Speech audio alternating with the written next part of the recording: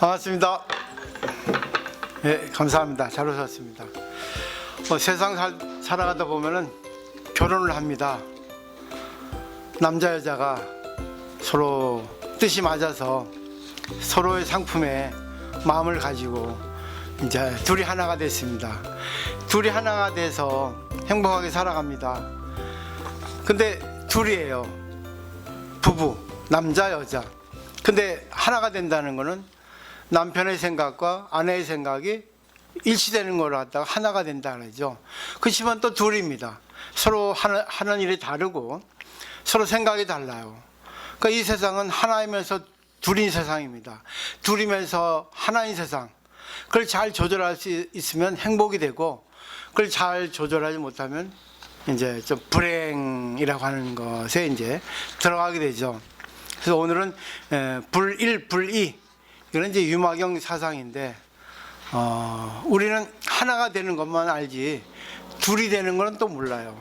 둘이 된다는 것은 서로 역할을 분배해서 서로 역할을 잘하는 겁니다. 각기 맡은 역할을 둘이 돼서 서로의 입장에서 잘하는 것을 둘이 된다 하고, 하나가 된다는 것은 그 각기 일을 함에 있어서 서로 이제 집안일을 위해서, 부부 생활을 위해서, 행복을 위해서 마음을 합치는 것을 하나가 된다 합니다. 근데 그 잘 될 때 있고 안 될 때 있어요. 부처님 말씀을 오늘 통해서 한번 배워보도록 하겠습니다. 자기 마음을 알 수가 없습니다. 때문에 자기 마음을 잘 볼 수 있어야 됩니다.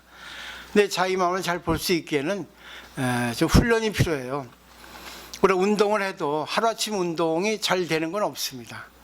계속 연습하고 또 갈고 닦고 그래야 되는 겁니다. 불교는 제가 오계라는 것이 있습니다. 기본입니다.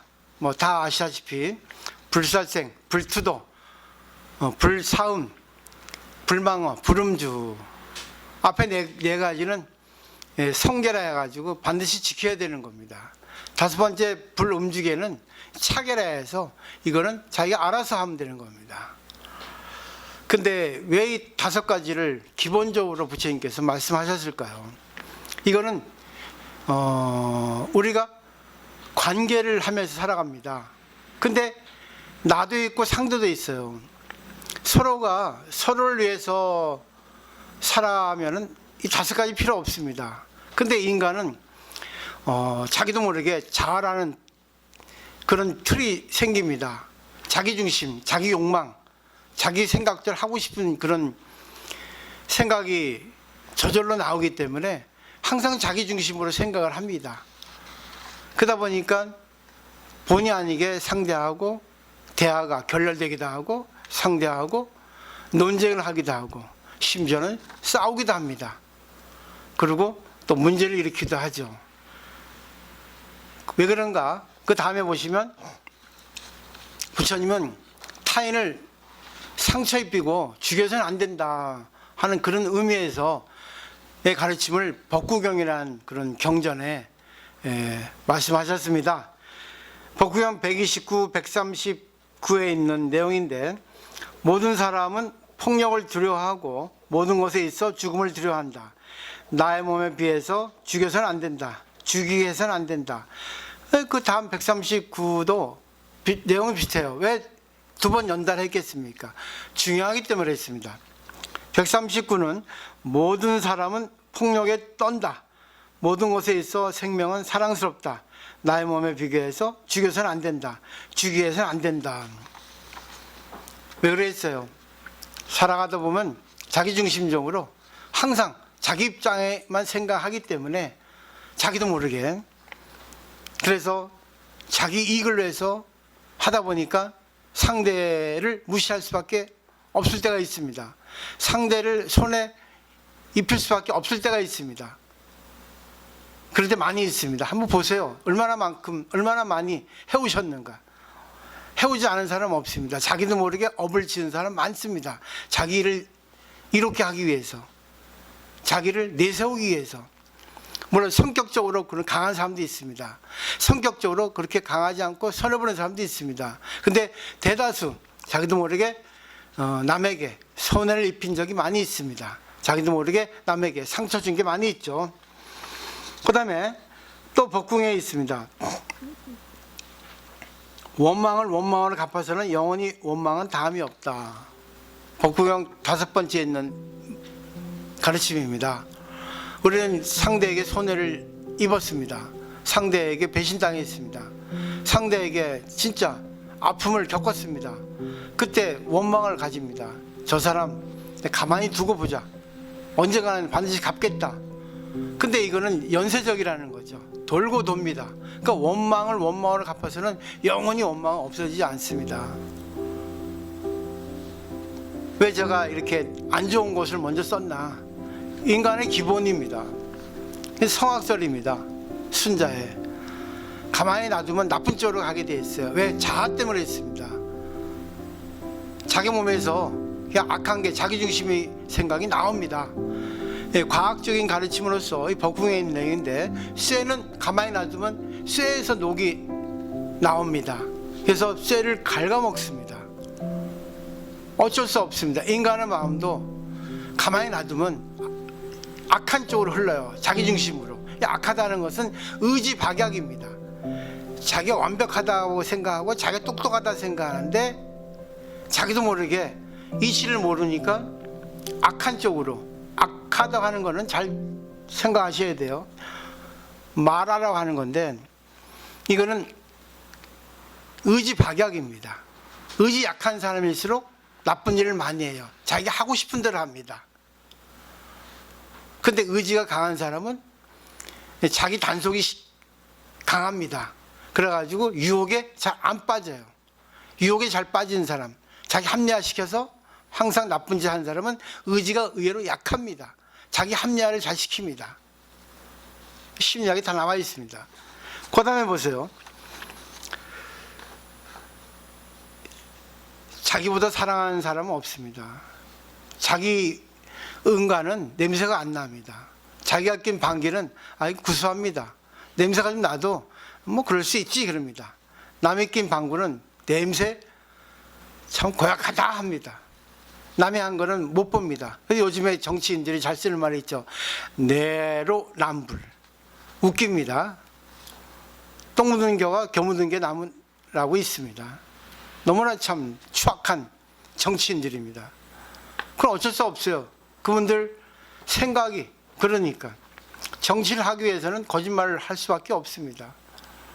그럼 어쩔 수 없습니다. 그렇게 하지 않으면 정치인 생명이 없죠. 근데 옛날에 안 그랬죠.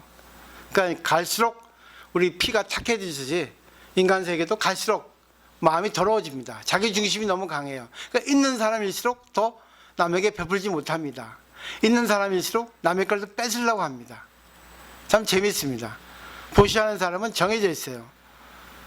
보시하는 분은 전생부터 보시를 많이 한 사람입니다. 보시하는 공덕을 알아요. 자, 우다나 바루가라고 하는 경전에 있는 내용입니다. 또 스타니 파타에도 있습니다. 거의 비슷한 내용이. 어느 곳으로 마음을 향하여 찾아봐도 자기보다 사랑스러운 것은 발견할 수 없다. 그와 같이 타인에게 있어서도 제각기 자기 자신은 사랑스럽다. 때문에 자신을 사랑하기 위하여 타인을 해쳐서는 안 된다. 여기에 대한 이야기가 있습니다. 인도에는 16대국이 있는데 그 중에 강대국이 2개 있습니다. 북쪽으로 코살라국, 남쪽으로 마가다국. 근데 코살라국에 파사나디 왕이 있었습니다. 그리고 왕비는 말리카 여왕입니다. 왕이 왕비에게 물었습니다. 이 세상에서 당신은 누가 제일 사랑스럽습니까? 왕이 자기를 얘기해 줄 거라고 생각하고 착각하고 얘기했겠죠. 근데 말리카 부인은 그렇게 영리한 왕비랍니다. 왕비가 가만히 있더니 그것도 솔직히 얘기해야 되겠거든요. 이 세상에 가장 사랑스러운 것은 자기 자신입니다 했습니다. 왕이 그 말을 듣고 인상을 찌푸렸어요. 분명히 자기라고 생각을 했기 때문이겠죠. 근데 역시 말리카 부인은 영리합니다. 지혜롭습니다. 그걸 알아차리고 왕에게 묻습니다. 그 왕께서는 누가 제일 가장 사랑스럽습니까? 하고 역질문합니다. 왕이 가만히 생각합니다. 보니까 자기 자신이 가장 사랑스럽거든요. 그렇네요. 자기 자신이 가장 사랑스럽습니다. 했습니다. 근데도 뭔가 석연치 않은 거예요. 네, 그때 마침 부처님께서 오셔서 그럼 부처님께 여쭤보자 하고 이제 얘기를 나누었습니다. 그래서 부처님께 여쭈었더니 부처님께서 하신 말씀이 이 개성입니다. 누구나 자기 자신이 제일 사랑스럽습니다. 근데 상대 입장에서 상대가 가장 사랑스럽습니다. 그런 이야기가 있습니다. 일본 책을 제가 읽었는데 잘 죽고 잘 사는 법, 어느 작가가 쓴 그 내용에 있습니다. 이 작가는 영리하잖아요. 근데 이 부인은 좀 약간 좀 이렇게 맹했던 모양이에요. 근데 영리한 작가가 부인을 보니까 답답하거든요. 빠리빠리 일도 안 하고 알아차리는 것도 늦고, 그러니까는 이제 항상 답답하다 했는데 어느 날 문득 깨달음이 왔대요. 작가 입장에서 보면 내가 주인공이고 아내 입장에 보면 아내가 주인공이라는 겁니다. 내 입장에서 내가 주인공이니까 내가 똑똑해도 됩니다. 근데 아내 입장에서의 아내가 주인공이라면 자기 자신은 뭐가 되겠어요? 조연이 되는 겁니다. 그래서 아내를 보고 답답하고 화가 날 때 주문을 외웠답니다. 나는 당신 인생에 있어서 조연입니다. 나는 당신 인생에 있어서 조연입니다. 내 입장에서는 내가 주인공이고, 그렇지만 상대 입장에 보면 상대가 주인공이에요. 그걸 잘 볼 수 있어야만이 관계를 잘 할 수 있습니다. 항상 자기는 주인공으로서 자기 중심으로 세상을 돌려야 되는 그런 생각을 갖고 있습니다. 마치 천동설처럼. 옛날에는 하늘이 돈다라 했어요. 천동설의 입장에 있는 사람은 항상 교만합니다. 내가 너한테 해준다. 나는 똑똑하다. 나는 모든 걸 잘할 수 있다. 당신들은 내 인생에 있어서 조력자밖에 안 된다. 내가 있어서 당신들은 빛이 난다. 마치 태양처럼. 근데 후에 지동설이 나왔습니다. 처음엔 다 안 믿었죠.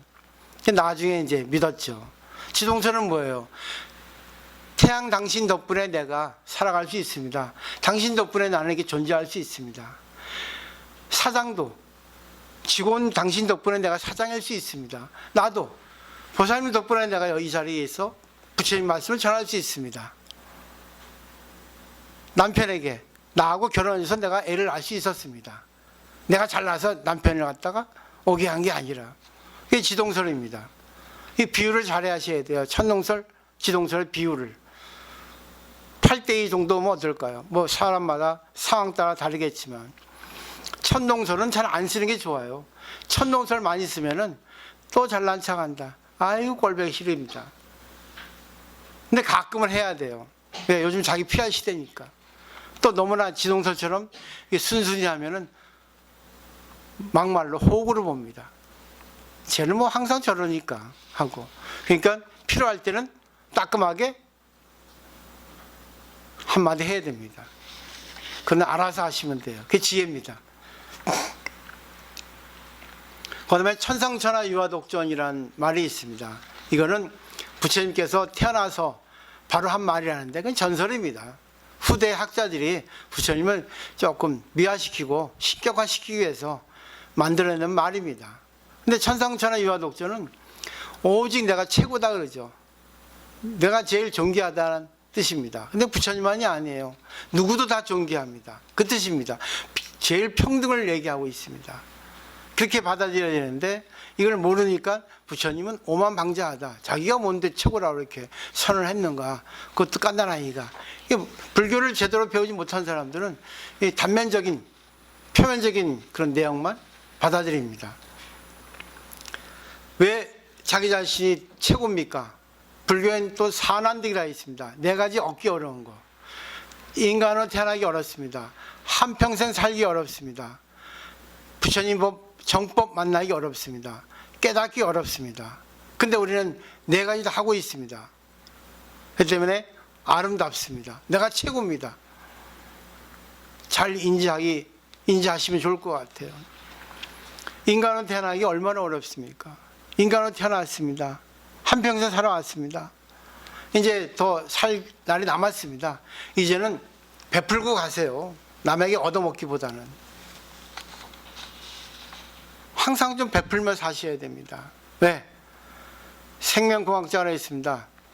생물이 그러니까 인간을 볼 때 인간 나이 40이 되면은, 그러니까 심장 박동 15회가 되면은 생명은 끊어진다 했어요. 인간 나이로 환산하니까 인간 나이 40이라는 겁니다. 그러면 40이 넘은 사람은 다 죽어야 됩니다. 근데 기술이 과학이 발달해서 지금 올해 수명이, 앞으로는 초고령 사회입니다. 경제적인 문제가 커요. 지금 넘으셨죠? 보너스 인생입니다. 남에게 받는 것도 좋지만 베풀고 사세요. 당신 덕분에 내가 이렇게 살 수 있습니다. 당신 덕분에 이렇게 할 수 있습니다. 당신에게 내가 베풀겠습니다. 그때그때 상황 따라서. 그 다음에 추나 하두견 추월 동솔량이란 이런 한문이 있습니다. 이건 일본의 도원선사가 노래한 건데, 봄에는 꽃이고 여름엔 두견새, 가을에는 달이고 겨울에는 눈이 서늘하다. 결국 각기 아름다움을 얘기하고 있습니다. 봄에는 꽃의 아름다움은 어느 곳에 비할 수가 없습니다. 여름에 두견새도 비할 거 없지. 부처님 눈을 본 거예요. 근데 우리는 차별적인 눈으로, 개인 중심으로 보니까 이거는 좋고 저거는 나쁘고 이렇게 분별을 합니다. 분별을 해도 다 좋다 해야지만이 부처님의 눈이에요. 그러니까 부처님은 참 우리가 얻기 어렵습니다. 근데 항상 상황에 따라 어느 누구에게 있어서도 살리는 그런 관계를 할 수 있는 사람 같으면 대보살입니다.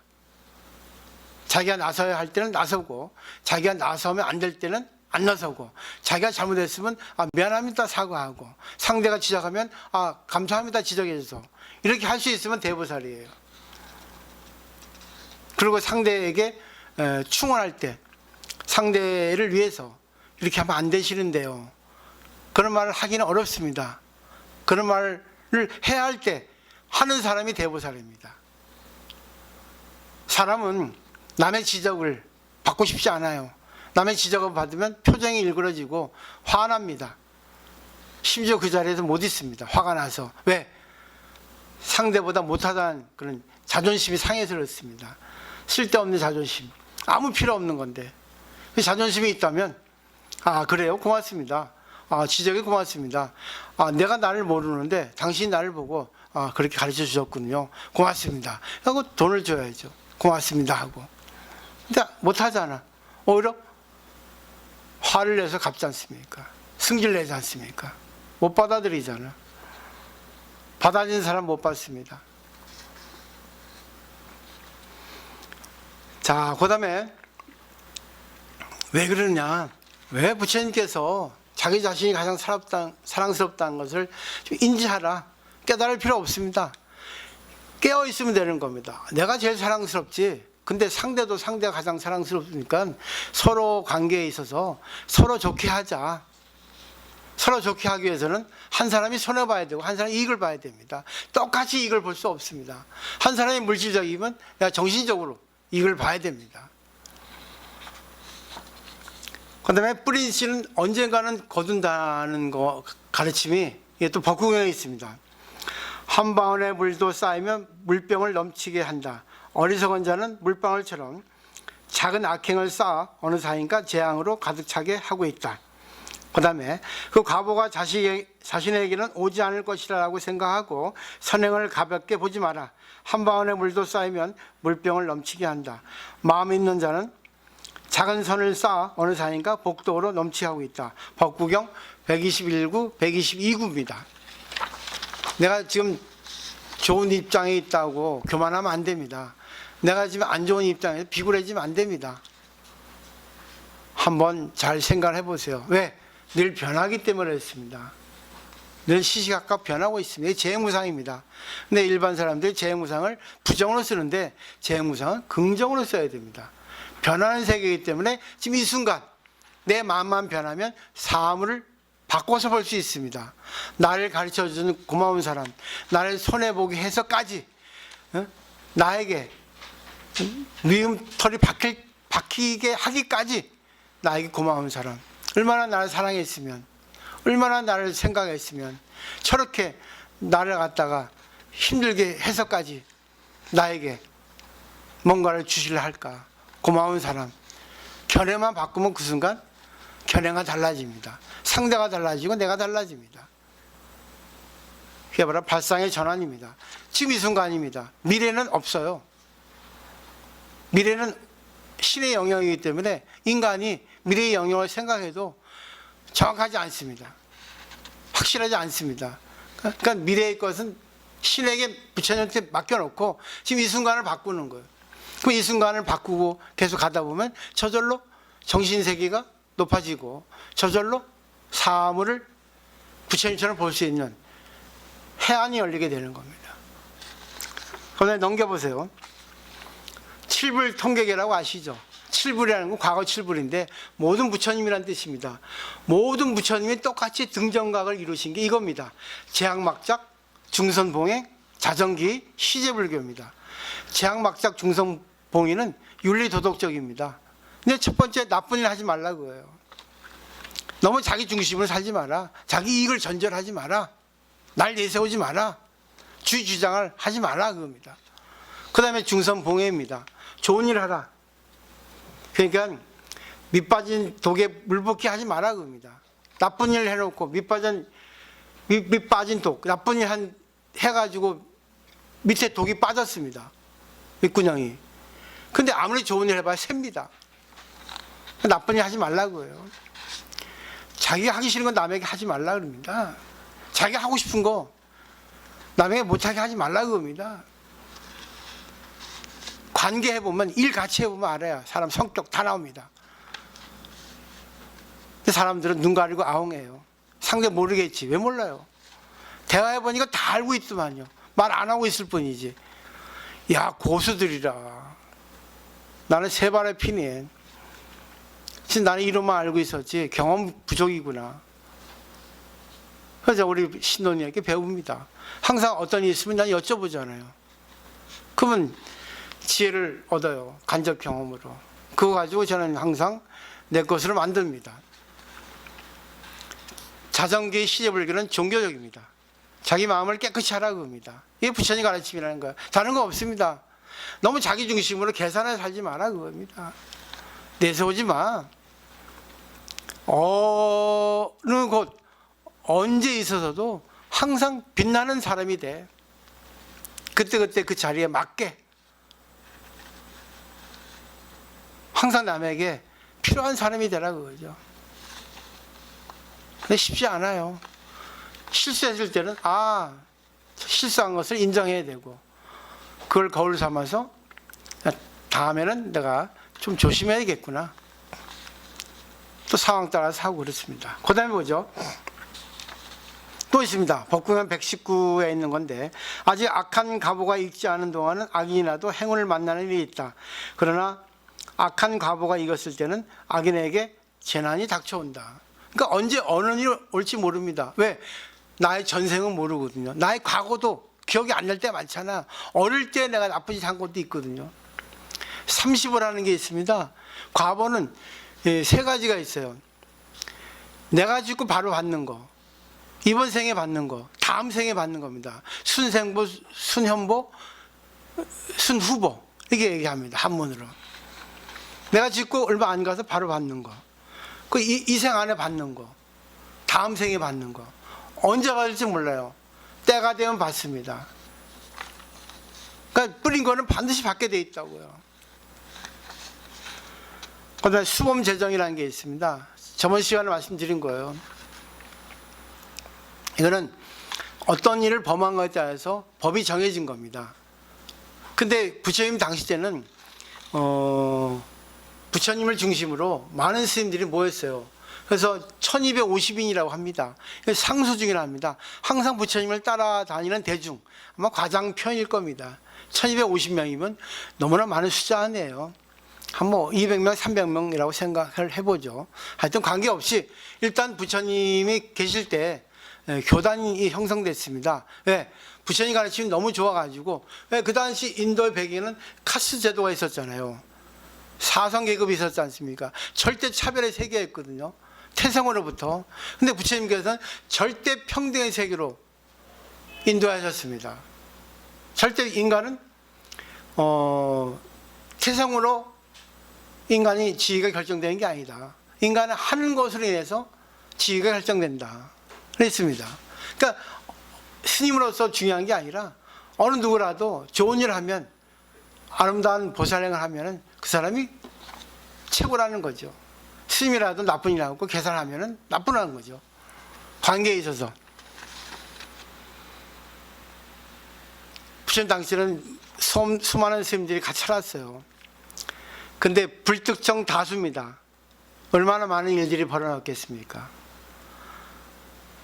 자, 어느 두 스님이 싸웠습니다. 그럼 옆에 스님들이 부처님께 보고를 합니다. 부처님이시여, 누가 이런 일을 했습니다. 그럼 부처님 부릅니다. 두 사람을. 그럼 이렇게 하지 마라 저렇게 마라 하셨겠습니까? 원시경제를 보면 부처님께서 훈계하셨습니다. 비유법으로. 예를 들면 그 자기 아들 라우라가 부처님께서 예를 들면 이쪽에 계실 때는 이쪽에 계셨다 하고, 여기 계시면 이쪽에 계셨다고 어느 신도들에게 거짓말을 했습니다. 그리고 그 신도들이 거짓말 듣고 찾아가니까 부처님 안 계시거든요. 그래서 제자들이 부처님께 보고를 했습니다. 부처님께서 자기 아들 라우라를 불러서 대하에 물을 떠오라 합니다. 그리고 발을 씻어라 합니다. 인도에서는 서민 계급은 맨발로 다니죠. 그러니까 얼마나 발이 더럽겠습니까? 그 발 씻던 물은 더럽죠. 마실 수 있겠는가 하니까 라우라가 더러워져서 못 마십니다. 그래, 다시 물 떠와라. 다시 물 떠왔습니다.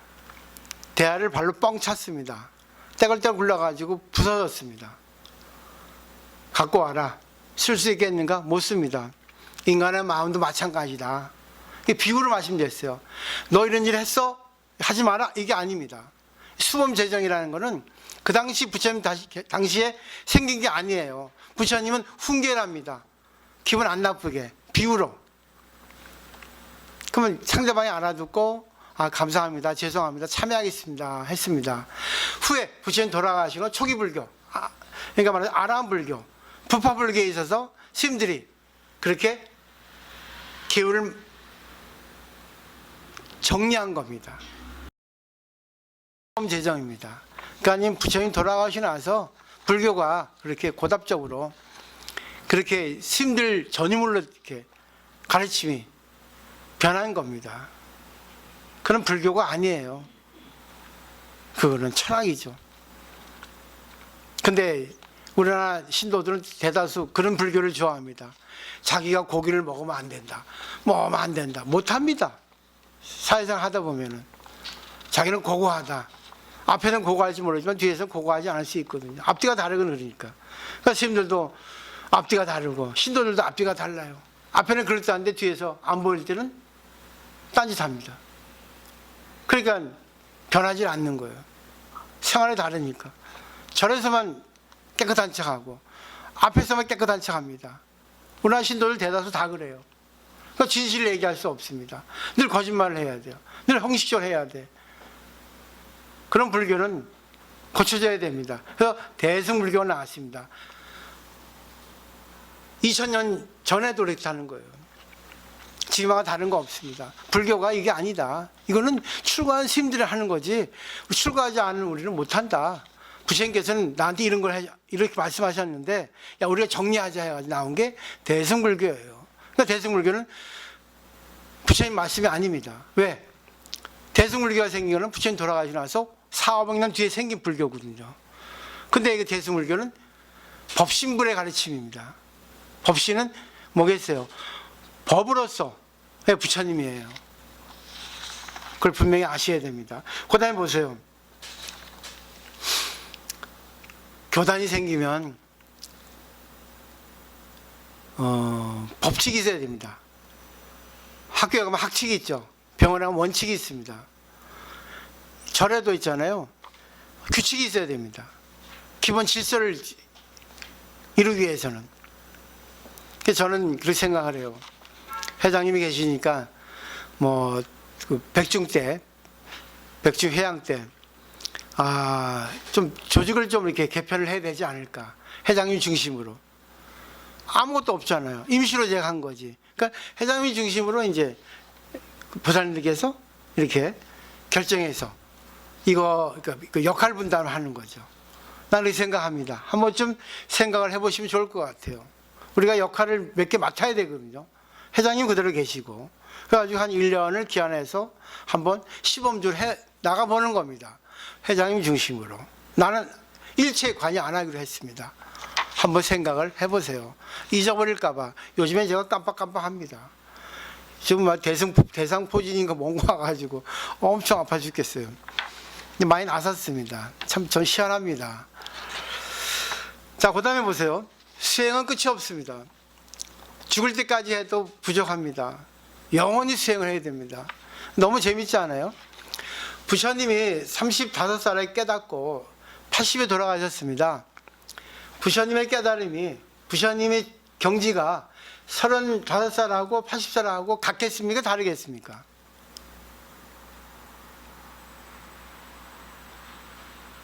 다릅니다. 35살의 깨달음하고 80세의 깨달음 다릅니다. 왜? 몇 년이에요? 45년간을 체험을 하셨잖아요. 그러니까 우리도 나이 들면서 체험을 하고 지혜가 발달되죠. 부처님도 마찬가지 인간이기 때문에 계속 발전하는 겁니다. 그래서 수행은 끝이 없다. 그거를 얘기한 게 이제 선사들입니다. 중국에. 깨달았습니다. 근데 제자에게 그럽니다. 갱참 30년 합니다. 다시 30년 더 참고해야 된다. 30년도 공부해야 된다 그랬어요. 중국의 선불교에서는 30년이 수행 기간입니다. 30년 수행해야 됩니다. 그래야 깨닫는다. 이런 생각이 있었습니다. 근데 30년 하고 나니까 30년 더 해야 된다. 그러면 죽을 때입니다. 결국 죽을 때까지 수행은 끝이 없다는 얘기입니다. 잘 생각을 해보세요. 수행은 끝이 없습니다. 저도 보니까 가면 갈수록 수행이 어려워요. 머리로는 알고 있어도 안 됩니다. 그 때문에 또 당하고 또 겪고 또 아픔을 겪고 나서 또 괴로워하면서 또 수행하는 거예요. 그러면 계속 어떻게 돼요? 수행이 깊어지는 거죠. 그래서 갱참 30년 꼭 기억하시면 좋을 것 같아요. 벽암록에 있는 거고. 또 인간은 자기 마음을 볼 수가 없습니다. 자기 마음을 보는 거는 관념으로 보고 자기 의식으로 보는 겁니다. 자기 생각으로. 그건 자기가 아니에요. 어록에 있는 말인데 송나라 때 대스미라고 우리 서당 배웠죠. 눈은 눈을 보지 못하고 칼은 스스로를 베지 못한다. 이 두 구입니다. 근데 이제 비슷한 말이 물은 물을 씻지 못한다. 마음은 마음을 사용하지 못한다. 법은 법을 설하지 못한다. 그 자체는 알 수가 없다. 그것을 알기 위해서 그것으로부터 떠나지 않으면 안 된다. 그러나 아는 것은 진짜가 아니다. 내가 내 마음을 알았다 하더라도 그런 의식상, 관념상 아는 것뿐이지 진짜 자기를 아는 거 누가 알겠습니까? 다 알았다고 착각하면 안 됩니다. 알량한 그런 지식을 가지고 알량한 총명함을 가지고 뭐 다 알았다 하면 안 됩니다. 내가 지금 무슨 생각하는지 모르시잖아요. 그 사람들이 나는 어떻다 하는 건 알고 있지만 그건 자기들이 나를 보는 그런 의식에서의 나의 눈이겠죠. 그렇지만 내가 무슨 생각하고 있는가 압니까? 모르지 않습니까? 내가 또 보살님 생각을 알 수 있습니까? 모릅니다. 단지 그럴 것이다 가정을 할 뿐이죠. 그렇지 않습니까? 그런 것 같은데요? 그래서 그렇게 얘기하는 겁니다. 이렇게 그러니까 항상 겸손하게 얘기할 때는 그겁니다 하면 안 됩니다. 그런 것 같습니다 해야 됩니다. 근데 단정 짓잖아. 자기 그러니까 생각한 거, 자기가 주장하는 게 맞는 것처럼 그게 뭐죠? 관철되지 않으면 승질 내고 심지어 화를 내고 가버리고 절에 와서 그렇습니다. 그 절을 가지고 정신병원이라 하는 거예요. 부처님은 볼 때 다 정신병자예요. 나도 정신병자예요. 난 심해서 여기 입원하고 있잖아요. 그 사람들은 경증이에요. 그래서 출퇴근하고 있잖아. 통원 치료하고 있고. 나는 아주 심합니다. 정신병이. 나한테 덤비면 안 돼. 어디 감히 나한테 덤벼요. 정신병자인데 내가. 많이 나섰어요. 그러니까 함부로 조그만 정신병 갖고 나한테 까불다 큰일 납니다. 알아요? 맞지 않습니까? 난 절에 입원하고 있잖아. 정신병원에. 그래서 이렇게 다 하는 거예요. 부처님 보세요. 완전히 뭐 심리를 꿰뚫고 있잖아요. 부처님이 나쁜 마음이 없으면 이렇게 나쁘게 얘기할 수 있었겠습니까? 좋은 마음이 없으면 이렇게 좋은 말 할 수 있었겠습니까? 직관적으로 모든 걸 통틀어 통찰하신 분입니다. 그 다음에 이제 재밌는 말인데 대승불교입니다. 장공깃주 207입니다. 이거는 운문 스님의 말씀인데 중국에는 장씨 이씨가 너무나 많대요. 장씨 아씨 하면 얼른 나온답니다. 이씨 아씨 하면 얼른 나온대요. 장씨가 술 먹었는데 이씨가 취합니다. 7글자예요. 이게 여러 가지로 해석합니다. 선은. 장씨가 취했는데 이씨가 취했습니다. 말 됩니까? 장씨가 고구마 먹었는데 이씨가 방귀 낍니까? 말이 안 되죠. 근데 이거는 준말을 생각하면 돼요. 장씨가 술 먹고 장씨가 취했고 이씨가 술 먹고 이씨가 취했다. 야, 따로따로다. 그러니까 남의 일은 신경 쓰지 말라. 이렇게 해석도 합니다. 또 하나는 내가 술 먹으니까 남이 취했어요. 이심전심입니다.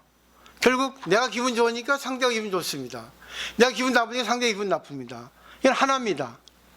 그러니까 하나이기도 하고 둘이기도 하는 거예요. 어떻게 해석해도 관계없습니다. 그러니까 해석은 여러 가지이기 때문에 하나의 해석을 가지고 그걸 고집하지 말라고 합니다. 불교에서는 그래요. 내가 다 안다고 착각하지 마라. 상대가 맞을 수 있고 내가 틀릴 수 있다. 그렇게 생각하는 게 기본이라 합니다. 그래서 항상 상대방의 말을 우선 듣고 내 말을 먼저 해라 하죠. 내 말을 먼저 해도 상대방 말 듣고 비교해서 한번 점검을 해서 다시 한번 결론을 낼 수 있는 것도 필요하다는 거죠. 그다음에 이제 평화의 세계로 이제 결론을 맺어야겠죠. 평화의 세계는 서로 왕래가 될 때, 서로 마음이 전해질 때 평화의 세계 온다 했어요. 공자의 논어에 나오는 얘기인데 자공이라는 제자가 공자에게 물었습니다. 어떻게 해야지만이 평화로운 나라가 이루어지겠습니까? 이렇게 물었습니다. 공자가 세 가지를 갖춰야 된다 했어요. 먼저 뭐랬죠? 음식, 그 다음에 병사, 군대, 세 번째가 믿음입니다. 이렇게 세 가지를 갖춰야만이 행복하다 했습니다. 음식은 의식주겠죠? 병사는 자기를 보호해주는, 믿음은 뭐겠어요? 서로의 관계 속에서 믿음으로써 형성이 될 때 행복이 온다는 거죠. 평안이 온다는 거죠. 그래서 자공이 또 물었습니다. 이 중에 하나를 먼저 뺀다면 뭐 빼겠습니까? 뭐 빼겠습니까? 병사, 군대 뺐습니다. 두 번째는요, 음식 뺐습니다. 남는 게 뭐겠습니까? 믿음입니다. 서로 간에 믿음이 없으면 깨지는 거예요. 그 믿음이 뭐겠어요? 가장 기본적인 믿음은 우리들은 다 존귀한 존재다. 서로 사랑스러운 존재다. 우리는 다 부처님으로부터 태어난 자식이다. 우리는 우주의 이론이다. 이걸 믿는 겁니다. 그러면 관계를 잘할 수밖에 없어요. 내가 싫으면 상대도 싫거든요. 내가 좋으면 상대도 좋거든요. 그렇기 때문에 대화를 통해야만이, 믿음이 있어야 대화를 합니다. 믿음이 없으면 대화 안 합니다. 자, 식사합시다 하는데 미우니까 아니 배불러요. 호의를 베풀었는데 기분 나쁘다 그거죠. 됐어요. 감사합니다. 잘 먹겠습니다. 맛있네요. 이게 믿음이에요. 이거 좀 해주실래요? 아, 싫어요. 또 남이 잘하면, 야, 잘하시네요. 비꼬는 게 아니라. 남이 못하면, 그거 좀 그렇게 하는 거 아닌 것 같은데요. 둘이 하나가 될 때, 이게 믿음이에요. 믿음이란 한자 보세요. 사람의 인변에 말씀 뭐냐. 사람이 말하는 게 소통이 돼야 되는 거예요. 삐딱하게 말하죠. 삐딱하게. 비꼬고. 꽈배기 먹었나. 옛날에 우리 그 대학원에서 공부할 때 꽈배기 쌤이 있어요. 꽈 얼마나 잘 꼬는지. 아신 그만 꼬세요. 나 낙지야. 그게 배배 꼽니까. 공부 잘해요. 근데 꽈배기야. 교묘하게 비꼽니다. 근데 알아차리면 나 똑똑한 사람이죠. 상대방이 비꼬는 걸, 비꼬는구나. 알아차립니다. 근데 당연하게 그 사람 비꼬는 사람이라고 소문이 났어. 별명을 꽈배기 스님 이럽니다.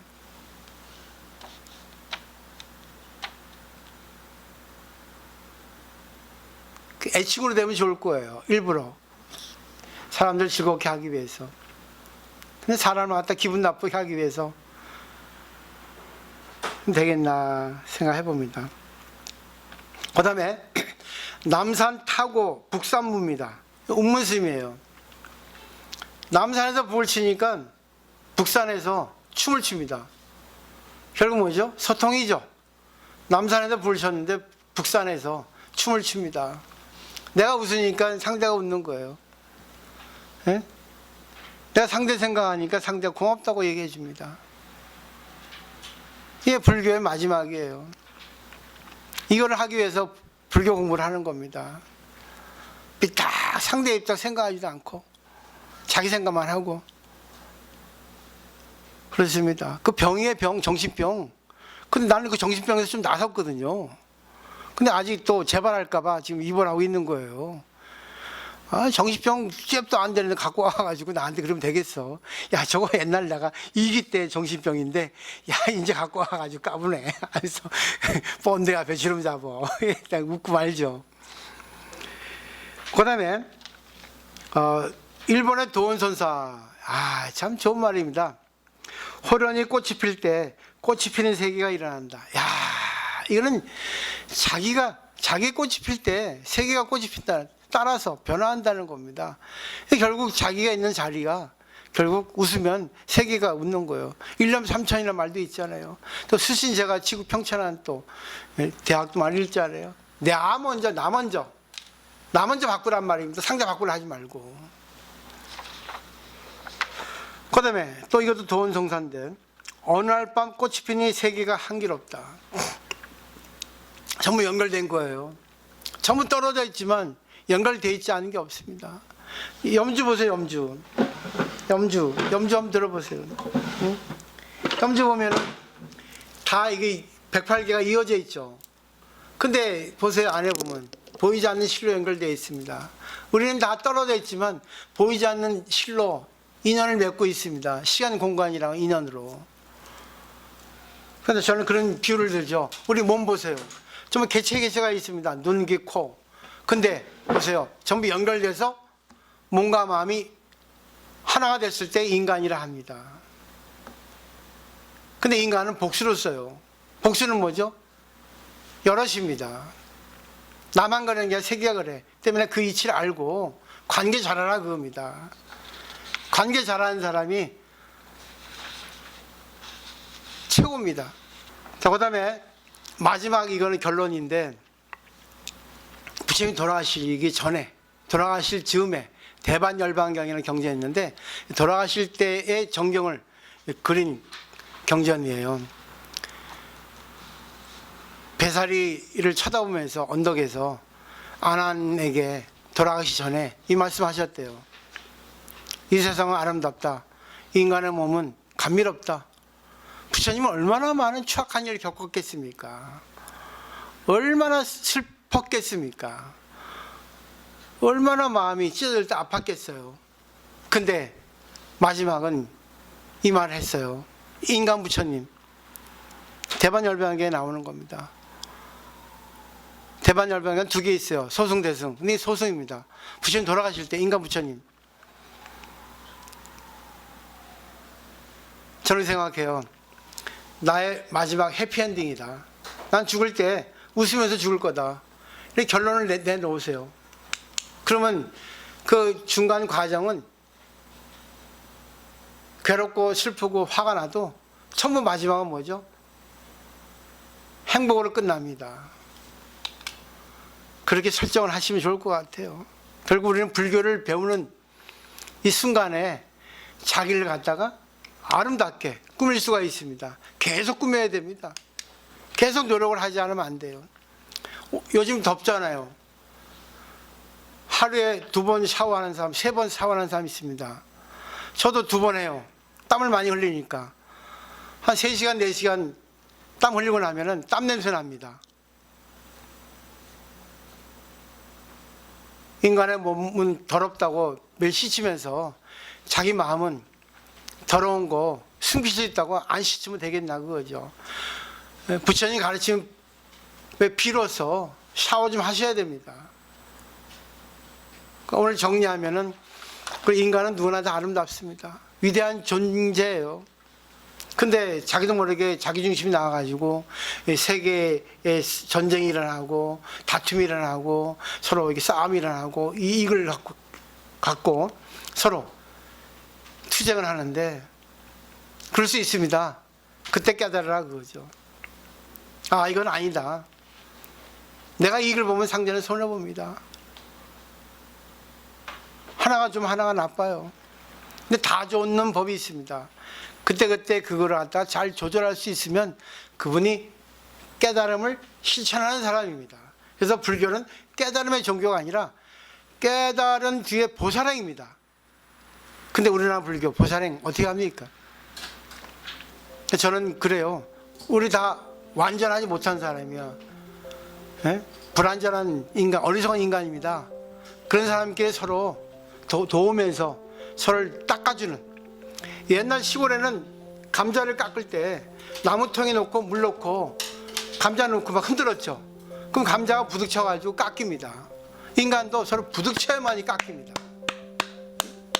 예? 의견 대립이 있어야만 깎여요. 근데 그걸 계속 고집부리는 게 아니라 의견 대립을 통해서 서로가 뒤돌아볼 때 서로 마지막에 잘 결론을 맺을 때 서로 웃을 때 그때 바로 불국토가 탄생하지 않겠습니까?